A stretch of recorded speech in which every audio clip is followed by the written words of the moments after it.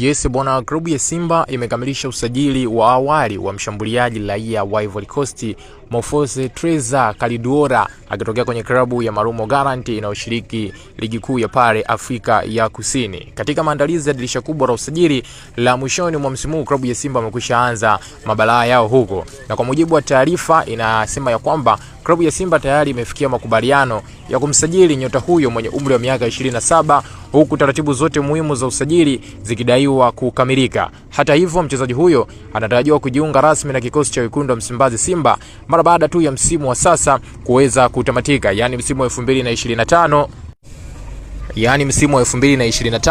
2026. Uamuzi wa kukamilisha usajili huo mapema unatajwa kuchangiwa na uhitaji mkubwa wa kuimarisha safu ya ushambuliaji ndani ya kikosi cha klabu ya Simba, ambayo kwa sasa inaonekana kuwa na uhaba wa washambuliaji wenye ushindani mkubwa na uwezo wa kubeba majukumu katika mashindano ya ndani na ya kimataifa. Kaliduora anakuja ndani ya kikosi cha klabu ya Simba akiwa na uzoefu mkubwa wa kucheza katika ligi mbalimbali barani Afrika. Mbali na kuitumikia Marumo Gallants, mshambuliaji huyo pia amewahi kucheza katika klabu ya Alas El Hududi ya pale nchini Misri, pamoja na Willisville na ASEC Mimosas ya hapo nchini Ivory Coast.